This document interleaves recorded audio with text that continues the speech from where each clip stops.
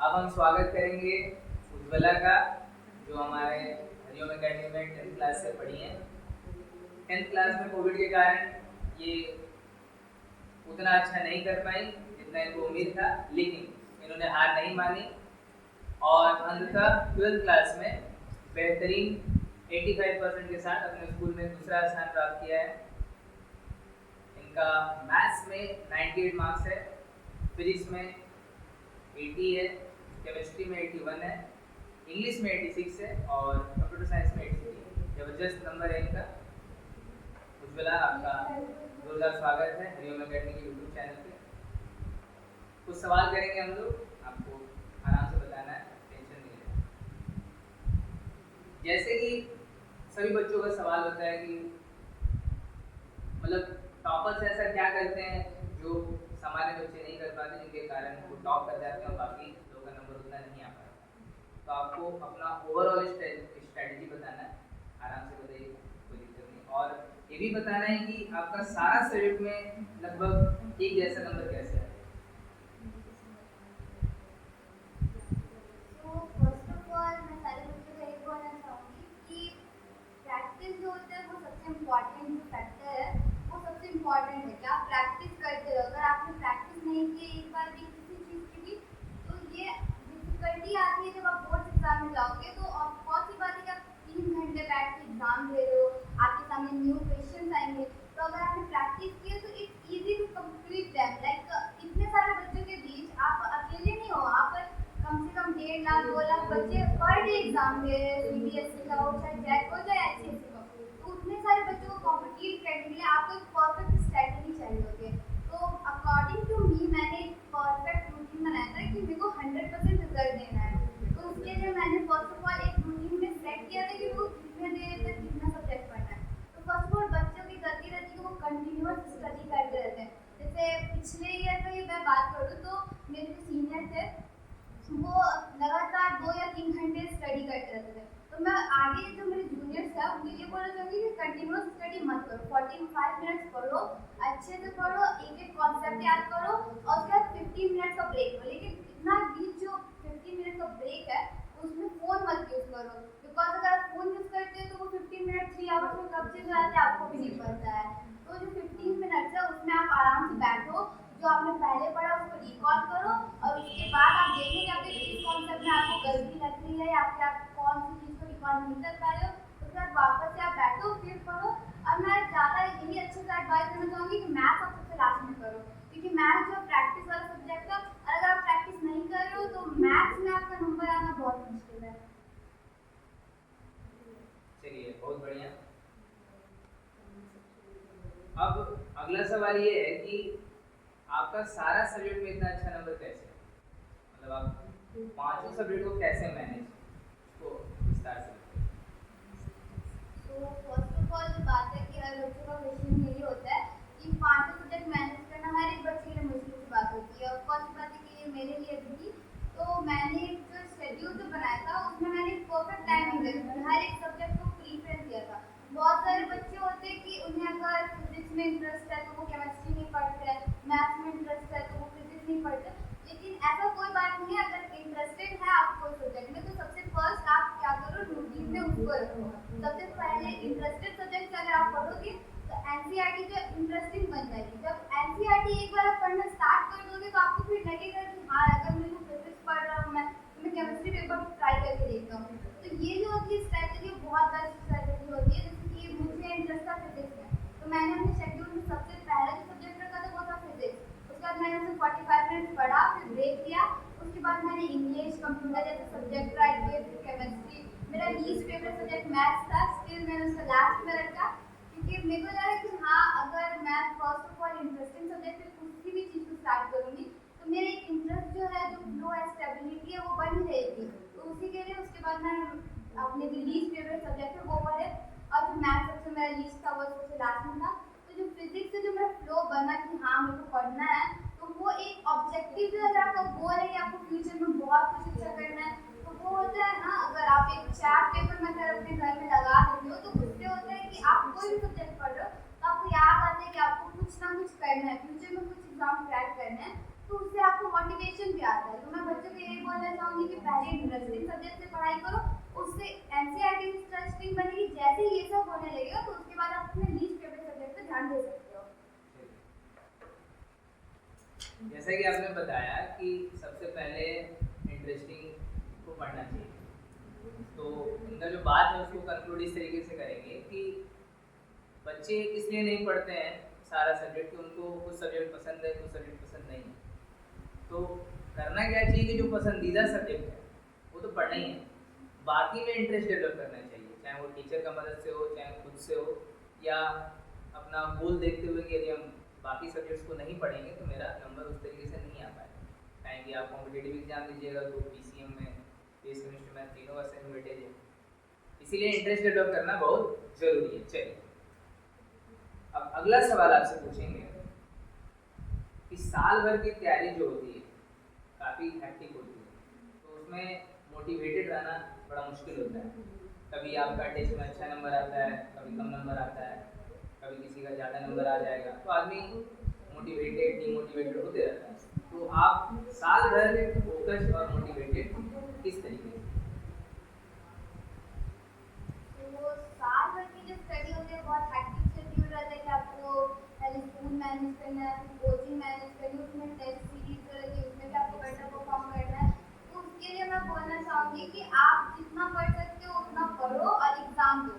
और बहुत सारे बच्चों में ये जो प्रॉब्लम होती है मैंने देखी है कि बच्चों का अगर कम मार्क्स आते हैं तो वो डिसअपॉइंटेड हो जाती है कि मेरा कुछ होना नहीं है, मैं नेक्स्ट सीरीज में भी कुछ नहीं कर पाऊंगा। तो ये बहुत बुरी बात है। अगर आपका कम मार्क्स आ रहा है, आप एनालाइज करो कि आपने गलती कहाँ पे की है, किस वजह से हुई है, उसके बाद आपको दो उस पर ध्यान दो, थोड़ा प्रैक्टिस करो, तो आपका मार्क्स में और इंक्रीज हो जाएगा। तो साल भर में मैंने भी यही किया है कि मेरे जो टेस्ट सीरीज है वो किसी बच्चे में ऐसा टैलेंट है ही नहीं कि उसके कोई भी एक टेस्ट में अगर फुल मार्क्स है तो नेक्स्ट में उसके कम या ज़्यादा नहीं होंगे। तो बच्चों को ये लगता है कि कम मार्क्स आए तो मतलब कुछ प्रॉब्लम है, तो वो और नहीं पढ़ते। और मैं बोलना चाहूँगी अगर आपको प्रॉब्लम हो रही है तो आप अपने टीचर से कंसल्ट करो, बताओ कि मुझे यहाँ प्रॉब्लम हो रही है, मुझे इस टॉपिक में और डीप में जाना है। तो ये जो होता है ये बच्चों में ये चीज़ होनी चाहिए कि टीचर से कंसल्ट करें, कम्युनिकेट करें, क्योंकि बहुत सारे बच्चे करते नहीं हैं। तो मैंने साल भर अपने टीचर से कम्युनिकेट किया, पूछा कि भैया बताइए हमें कैसे पढ़ना चाहिए, मुझे इस टॉपिक में डाउट हो रहा है। तो उसी तरह से मैंने पूरे साल भर पढ़ाई की। और जहाँ तक बात है कि मुझे मोटिवेट रहने का रीज़न मिला अपने मम्मी पापा से और मेरे गोल से, क्योंकि अगर आप देखोगे तो आपके मम्मी पापा के लिए बहुत ज़्यादा ट्राई कर रहे हैं। तो अगर आप एक गोल सेट कर रहे हो कि आपको फ्यूचर में सबके लिए एक इंस्पिरेशन बनना है, तो ये ना आपको एक स्ट्रैटेजी देगा कि आप कैसे पढ़ो, कैसे आप क्या कर सकते हो, और इससे आप मोटिवेटेड भी रह सकते हो। तो मेरा गोल था कि मैं भाई कुछ भी करूँ लेकिन 12th बोर्ड में मेरे बहुत अच्छे मार्क्स आने चाहिए, क्योंकि मेरे मम्मी पापा उतना डिजर्व करते हैं। तो इसीलिए मेरे पूरे साल मैंने बहुत अच्छे से पढ़ाई की। ये रीज़न जो था इसी वजह से मैं पूरे साल में मोटिवेटेड रही। और सबसे मेन बात कि किसी भी बच्चे से देख के जेलसी नहीं रखनी है, हमें उससे सीखना है क्या कि उसने क्या एक्स्ट्रा प्रिफरेंस किया जिसके कारण उसको मेरे से ज़्यादा मार्क्स आए। तो हर बच्चे से कुछ नया सीखो, इससे जो होगा स्टडी बेटर बनती रहेगी। देखिए बहुत ही गजब का सीख है, मतलब इस उम्र में ये यदि बात समझ में आ जाए कि आपको अपने पेरेंट्स का जो सेक्रीफाइस है उसको पे ऑफ करना है, उसको मतलब वो इतना स्ट्रगल कर रहे हैं तो आपको उसको रिवॉर्ड देना है कि भाई इतना मेहनत किए हैं तो हम आपके लिए ये ट्रिब्यूट दे रहे हैं आपको कि हम इतना अच्छा कर रहे हैं। और साथ ही साथ सक्सेस का डेफिनेशन खुद के लिए डिफाइन करना चाहिए, ना कि किसी दूसरे के रेफरेंस से उसको मेजर करना चाहिए कि किसी बच्चे का अच्छा नंबर आ गया तो हम उससे जेलसी रख रहे हैं, ऐसा कुछ नहीं। खुद को डेवलप करना चाहिए और उनसे सीखना चाहिए। दूसरों का टांग खींचने से ज़्यादा अच्छा है आप खुद ऊंचाइयों पे चढ़ें, आप सबसे आगे निकल जाएंगे। अब एक सवाल ये है कि आपको सेल्फ स्टडी, कोचिंग और साथ ही साथ स्कूल, क्योंकि आप आदिवासी +2 हाई स्कूल से पढ़ी हैं, वहाँ भी आपका क्लास रेगुलर होता था, उसके बाद आपका हरिओम एकेडमी में क्लासेस लंबा चलता था और फिर आपको घर पे जाके पढ़ना था। तो इन तीनों को बैलेंस करना कितना मुश्किल था और उसको आप कैसे किए?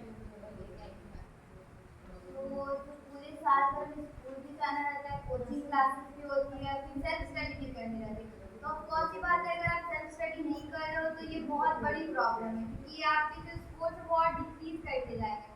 तो मैंने जो सबसे पहले मैंने स्कूल जाती थी, फिर स्कूल के टाइम जो सेशन होते हैं उस पर एकदम अच्छे से फोकस रहना है, क्योंकि जो पढ़ाई हो रहा है वो आपके एनसीईआरटी से ही पढ़ाई हो रही है, वही आपके एग्जाम में भी आने वाली है। तो बच्चों में गलती क्या होती है कि अगर वो कोचिंग में काम मतलब पढ़ते हैं या फिर सेल्फ स्टडी करते हैं तो उनका ये सीन रहता है कि वो स्कूल में जाते तो वो पढ़ते नहीं, ध्यान नहीं देते, फोकस नहीं रहता उनका। लेकिन मैं बता रही हूँ, अगर आपको अच्छे मार्क्स लाने हैं तो आपको एक स्टेबल बच्चे की तरह पढ़ना पड़ेगा। आपको हर एक बेसिक कॉन्सेप्ट को जानना पड़ेगा, चाहे वो बहुत ही बेसिक क्यों ना। तो जो भी टीचर्स पढ़ा रहे हैं उस पर आपको ध्यान देना है, चाहे स्कूल हो चाहे कोचिंग हो। और बहुत सारे बच्चे होते हैं कि उनको लगता है कि सेल्फ स्टडी ही करके सब कुछ हो सकता है, तो वो रेगुलर क्लास आते नहीं है। तो मैं बोलना चाहूँगी कि आप रेगुलर क्लास आओ, सारे सेशन ज्वाइन करो। और जहाँ तक बात है कि बच्चों का रहता है कि स्कूल है, ट्यूशन है, उसके बाद सेल्फ स्टडी है, तो आराम से आप जब ट्यूशन खत्म कर लो, आप 1-2 आवर का जितना देर का ब्रेक लेना चाहो उतने देर लो। जब आप एकदम माइंड रिफ्रेश हो जाए आपका, आपको लगेगा कि आपको खुद पढ़ना चाहिए। अगर आपको कोई दूसरा सामने से बोल रहा है कि आपको पढ़ाई करनी चाहिए, आपके मम्मी पापा बोल रहे हैं, तो ये बहुत बड़ी प्रॉब्लम है। क्योंकि अगर आप अभी नहीं सीख पा रहे कि आपको खुद पढ़ना है तो ये बहुत ही बड़ी प्रॉब्लम है, क्योंकि आप आगे कुछ नहीं कर पा रहे हो। क्योंकि आपको पढ़ना है, आपको खुद नहीं पता कि आप कब पढ़ोगे, कैसे पढ़ोगे। तो इसके लिए आपको खुद मोटिवेटेड रहना होगा कि मैंने जब अभी कोचिंग खत्म कर ली तो मैं इतने बजे से लेकर इतने बजे तक पढ़ूंगा। लेकिन बच्चों को बहुत बड़ी प्रॉब्लम है कि रूटीन बनाते नहीं है, जिससे उन्हें पता नहीं चलता कि कितने बजे तक क्या पढ़ना है। तो मैं बच्चों को यही बोलती हूँ कि शेड्यूल सबका हैक्टिक रहता है, लेकिन अगर आपको कुछ अच्छा करना है तो आपको सेल्फ स्टडी पे भी ध्यान देना होगा। कोचिंग क्लासेस रेगुलर करो, जो आपको पढ़ाया जाता है वो आप घर में आके रिवाइज करो। कुछ एक्स्ट्रा आप पढ़ना चाहते हो तो आप बुक प्रीफरेंस करो, सर से पूछो कौन सी बुक जो है वो बेटर रहेगी मेरे प्रिपरेशन के लिए। और अपने टीचर जो स्कूल के हो चाहे ट्यूशन के हो, सबसे कम्युनिकेट करो, कंसल्ट करो कि सर मुझे इतने मार्क्स लाने, मैं कौन सी बुक प्रेफर कर सकता हूँ। और उस बुक को आप लो और उसको भी आप सेल्फ स्टडी में लाओ, और जो स्कूल और ट्यूशन होते हैं उससे भी जो भी नोट्स मिल रहे हैं उसको भी पढ़ो। और PYQ ये सबसे इम्पोर्टेंट फैक्टर होता है कि आपके मार्क्स जो इससे बहुत इंक्रीज हो जाते हैं, जो कि बहुत सारे बच्चे होते हैं कि ये नहीं करते हैं कि स्कूल का है PYQ, स्कूल से मिले, स्कूल के नोट्स हम नहीं पढ़ेंगे, हम ट्यूशन के नोट्स से पढ़ेंगे। लेकिन आपके स्कूल और ट्यूशन दोनों के नोट्स होते हैं सेम इम्पोर्टेंस रखते हैं, दोनों इक्वल होते हैं। तो आप अगर सेल्फ स्टडी करो तो दोनों के नोट्स लो, आप खुद के भी नोट्स बनाओ और तीनों से पढ़ाई करो, जिससे आपके मार्क्स होंगे बहुत अच्छे आएंगे। बहुत ही शानदार बैलेंस इन्होंने बनाया है कोचिंग, स्कूल और सेल्फ स्टडी में। अब हम इनसे पूछना चाहेंगे कि इनकी सफलता में इनका कोचिंग का क्या योगदान रहा है, विस्तार से बताएंगे। ठीक है। कोचिंग की अगर हम बात करें तो जैसे कि हम जानते हैं चंदन भैया ने बहुत हेल्प की है, क्योंकि जो भी बात है 12th बोर्ड हर बच्चे के लिए बहुत इम्पोर्टेंट होता है। और कुछ कुछ टॉपिक्स होते हैं क्योंकि आप साइंस में अगर पढ़ रहे हो तो ऐसा नहीं कि हर एक कॉन्सेप्ट जो है आप बुक के लाइन को पढ़ के याद कर सकते, क्योंकि 9-10 के बाद जो थी वो अलग थी। हम 9 और 10 में डेफिनेशन याद करके सब कुछ पढ़ सकते थे, लेकिन अगर आप 12th में हो और आप प्रैक्टिकली नहीं समझ पा रहे कि आखिर हो क्या रहा है, किस तरह से डेरिवेशन सॉल्व हो रहे हैं, किस तरह से इसमें कौन सी ज्योमेट्री लगी है, तो वो बहुत मुश्किल हो जाता है आपके लिए। तो जैसे कि मेरी भी प्रॉब्लम थी स्टार्टिंग में कि मेरे को सबसे पहले डेरिवेशन में थोड़ी प्रॉब्लम हो रही थी, लेकिन चंदन भैया ने सब बताया। जैसे कि उसके बाद PYQ जो भैया ने किए उसको हमने एनालाइज भी किया। मतलब होते कि सारे क्वेश्चन आप नहीं बना सकते हो, क्योंकि आप में ऐसा भी नहीं है कि बच्चे जो होते हैं डिमोटिवेट हो जाते हैं कि मुझसे क्वेश्चन नहीं बने। आप ट्राई करो, आपसे नहीं बन रहे आप एनालाइज करो, 1 या 2 बार करो, उसके बाद आप ट्राई करो कि भैया किस तरह के क्वेश्चन दे रहे हैं। तो जो कोचिंग का मेरे सबसे बड़ा रोल था उनका सपोर्ट, उनका बिलीव और सबसे मेन बात जो उनके नोट्स थे। क्योंकि पूरे साल हमने जितनी मेहनत की उतने टीचर्स भी हमारे लिए करे, क्योंकि हर टीचर का एक एम होता है कि जो उनका बच्चा है वो बहुत अच्छा बेटर स्कोर करे, क्योंकि टीचर सब ये भी चाहती है कि हम जितना पढ़ा रहे उतना पे ऑफ करे बच्चे। तो जो सर थे हमारे, उन्होंने इतने अच्छे से PYQs दिए, हमें नोट्स दिए, हर एक चीज़ डाउट क्लियरिंग सेशन जो कि बहुत कम टीचर कराते हैं। बहुत सारे बच्चे होते हैं कि उनको यूट्यूब से पढ़ना पड़ता है। तो मैं बोलना चाहिए कि आपके पास हरिओम अकेडमी में अगर आप पढ़ रहे हो तो अगर इतने अच्छे टीचर्स हैं तो आप एक बार कंसल्ट करो, अगर कोई प्रॉब्लम हो रही है तो बात करो। क्योंकि कोचिंग जो है उन्होंने मतलब जितने भी मेरे मतलब हरिओम अकेडमी में पढ़ी हो, सिंपल बात है कोचिंग ने बहुत बड़ा रोल प्ले किया है, क्योंकि मेरे सक्सेस में इतने अच्छे मार्क्स आए हर सब्जेक्ट में। तो कोचिंग का बहुत बड़ा रोल है। अगर कोई बच्चे समझ रहे कि कोचिंग में नहीं पढ़ के कुछ नहीं हो सकता तो ये गलत बात है। अगर आप कोचिंग में पढ़ रहे हो या नहीं पढ़ रहे हो, लेकिन अगर आपके सामने कोई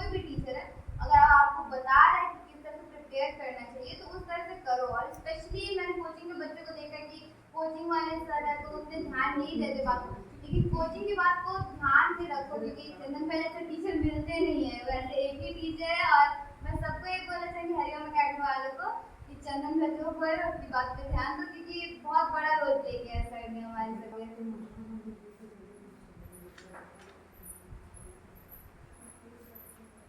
अब जैसे बच्चों के मन में सवाल रहता है कि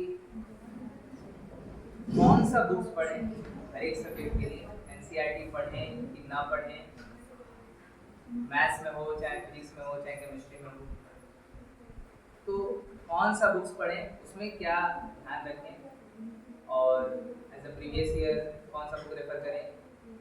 बुक्स सबसे इम्पोर्टेंट है, वो थोड़ा बताइए। बुक्स की अगर बात करें तो एनसीईआरटी को सबसे ज़्यादा प्रेफरेंस या प्रायोरिटी देनी चाहिए बच्चों को, क्योंकि एनसीईआरटी की जो एक एक लाइन होती है वो इम्पोर्टेंट होती है। अगर आप जेई की बात करो या नीट की बात करो तो उसमें भी एनसीईआरटी से ही क्वेश्चन पूछे जाते हैं। तो अगर आप एनसीईआरटी को नेग्लेक्ट कर रहे हो तो वो बहुत बड़ी मिस्टेक है। आप एनसीईआरटी पढ़ो बाय लाइन, आपको ऐसा जरूरी नहीं कि आपको एनसीईआरटी की हर एक लाइन समझ आए, क्योंकि हर एक बच्चे का स्टडी का जो टाइप होता है वो अलग होता है। तो आप कुछ न्यू ट्राई करो, आप एनसीईआरटी पढ़ो, दूसरे बुक से पढ़ो अगर आपको नहीं समझ आ रहा। तो मैं बताना चाहूँगी कि फिजिक्स केमिस्ट्री और मैथ्स तीनों के लिए एनसीईआरटी को सबसे ज़्यादा प्रायोरिटी देनी चाहिए। और अगर आप एक्स्ट्रा बुक लेना चाहते हो तो फिजिक्स में आप एम करीम या प्रिफर कर सकते हो, मैथ्स में आर.एस. अग्रवाल और आर्यन का पीवाई यूज वाले क्वेश्चन जो है वो सब कर सकते हो। केमिस्ट्री के लिए आपके पास बहुत सारे बुक है, लेकिन एनसीईआरटी जो है वो सबसे बेस्ट बुक है, क्योंकि एनसीईआरटी ही केमिस्ट्री के लिए बहुत बेटर है। वो प्रायोरिटी लिस्ट में सबसे ऊपर होनी चाहिए। अगर आप केमिस्ट्री पढ़ रहे हो तो आपको एनसीईआरटी ही पढ़नी चाहिए। और बच्चे जो है वो सबसे बड़ी प्रॉब्लम होती है कि एनसीईआरटी के एक्सरसाइज को क्वेश्चन कर लेते हैं, लेकिन जो एग्जाम्पल क्वेश्चन सब रहते हैं जो ऐसी बुक के बीच में रहते हैं वो सब कोई नेगलेक्ट कर देते हैं कि ये इम्पोर्टेंट नहीं है, लेकिन वो जो है कोई बहुत बड़ा रोल प्ले कर जाता है। जब आप एग्जाम में जाओगे तो वो आपको बाकी बच्चों से अलग कर देगा अगर आप वो भी बना के जाते हो। तो मैं सभी बच्चों को बोलना चाहती हूँ कि आप एग्जाम्पल के साथ साथ एक्सरसाइज भी बनाओ, एग्जाम्पल को नेगलेक्ट मत करो, स्पेशली केमिस्ट्री फिजिक्स में। और मैथ्स में जो है, मैथ्स में बच्चे की गलती रहती है कि वो प्रैक्टिस करते नहीं है। वो एक बार कॉन्सेप्ट पढ़ लेते हैं, एक्सरसाइज का देख लेते हैं कि एक्सरसाइज के सारे क्वेश्चन बन जाएंगे, एक बार ट्राई करके देखो। तो ये जो होती है कि आप पहले एग्जाम्पल ट्राई करो देन एक्सरसाइज ट्राई करो, सीधा एक्सरसाइज को मत जाओ। तो मैं सभी को ये बोलना चाहूँगी कि एग्जाम्पल को कभी नेगलेक्ट नहीं करना चाहिए। अब हम ये जानना चाहेंगे कि आपका मैथ्स में 98, तो बाकी दो नंबर कहाँ गए?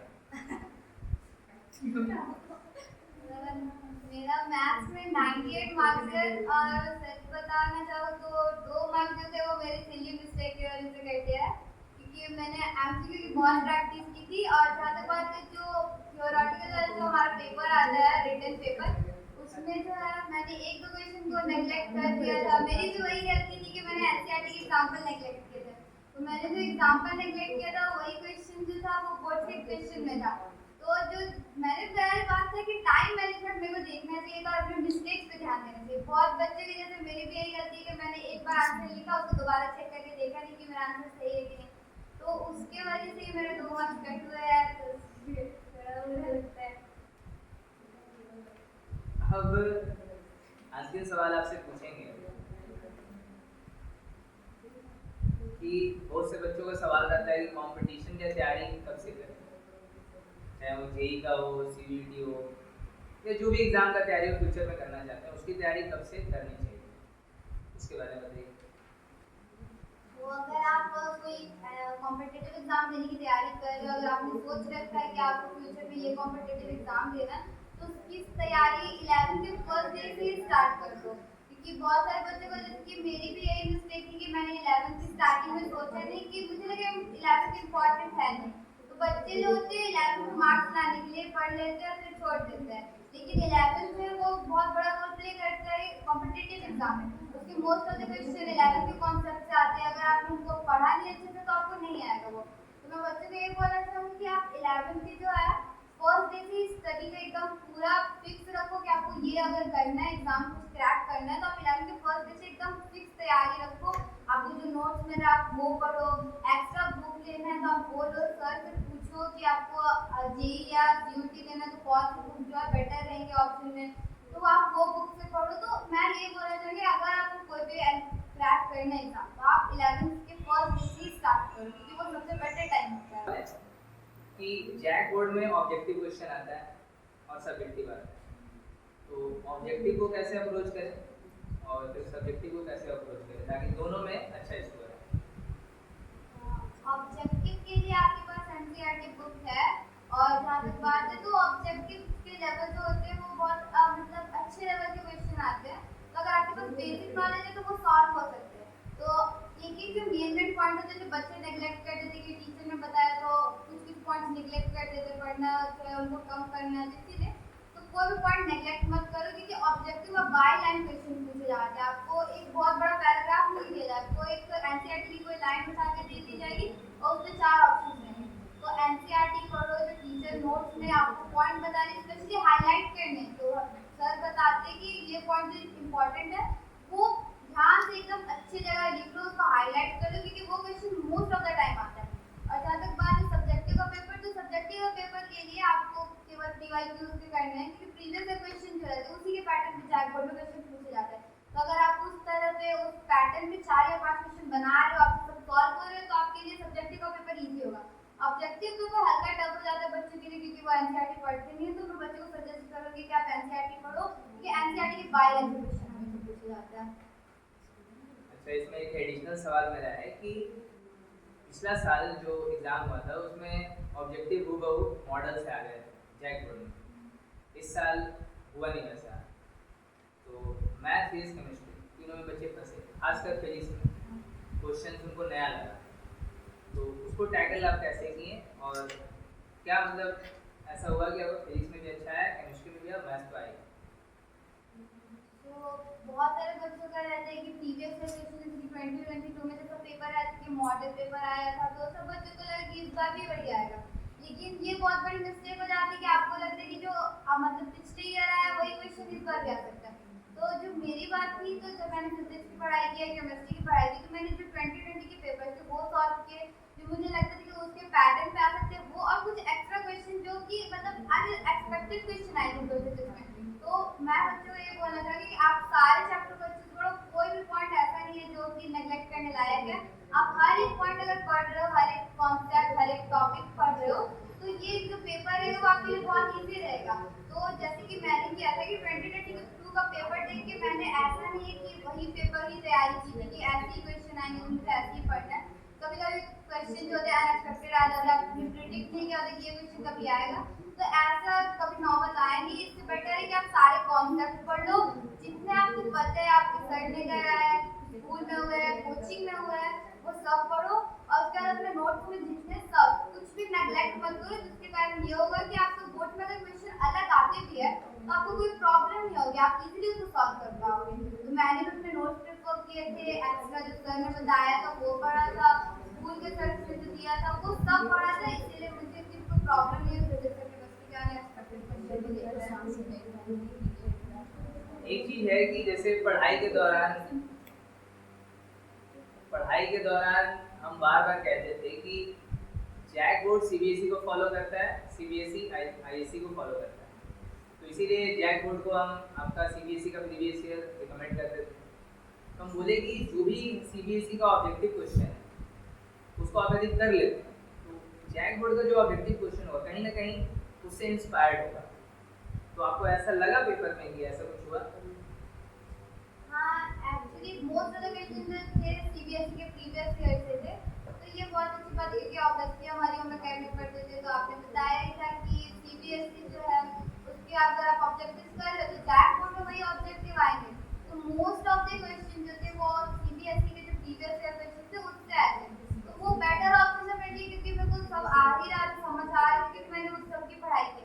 तो अगर कोई बच्चे जैक बोर्ड में पढ़ रहे उनको लग रहा है कि सीबीएसई के लेवल की हमें पढ़ाई नहीं करनी चाहिए, तो ऐसा कुछ नहीं है क्योंकि जैक बोर्ड जो अब सीबीएसई को फॉलो कर ही रहा है, जैसे सीबीएसई में क्वेश्चन आ रहे हैं वैसे जैक बोर्ड ने भी अपना पैटर्न बना दिया है। तो मैं सब बच्चों को बोल देंगे कि आप सीबीएसई के लेवल की तैयारी करो क्योंकि आप जैक बोर्ड में पढ़ रहे हो तो ये मैटर नहीं करते क्योंकि जैक बोर्ड अब सीबीएसई को फॉलो कर।